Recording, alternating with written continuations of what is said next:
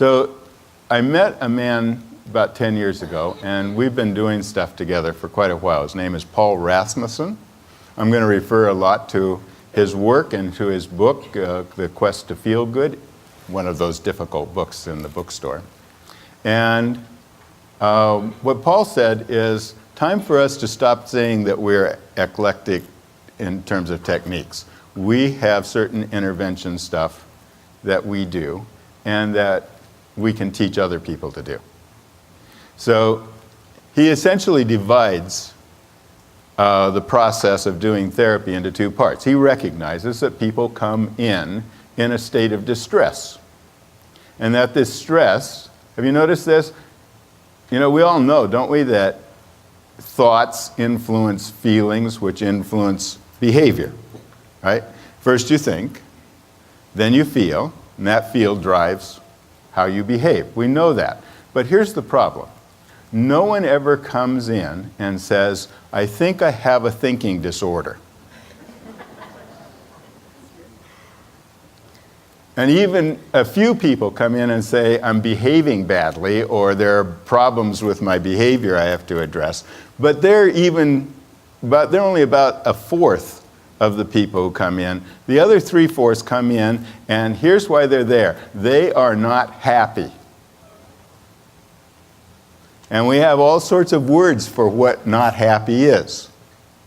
Anxiety, depression, living with too many voices in my head, living with too many identities, not figuring out what my relationship with food is, not figuring out what my relationship with a razor blade in my arm are. So we have all of these different, this is me feeling bad.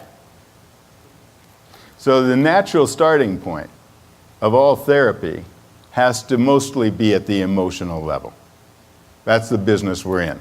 People come in, emotions are out of whack. Okay, so that's the first thing. And literally, you really aren't going to help very many people if you don't know how to help them get past feeling bad. So that's first. Second thing is, they're feeling bad because they are not living a preferred life.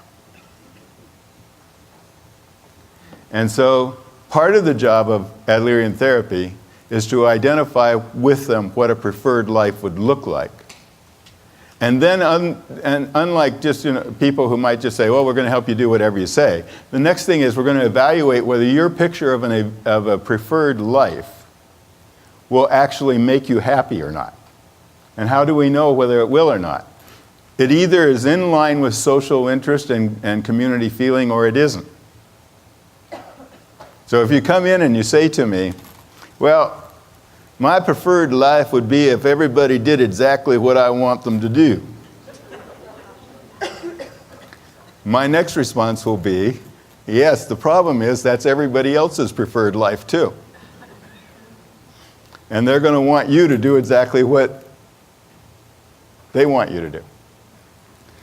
So we have to figure out what a preferred life looks like. And depending on who you are and what you've been through, many of the things you know about living a better life, you may have forgotten.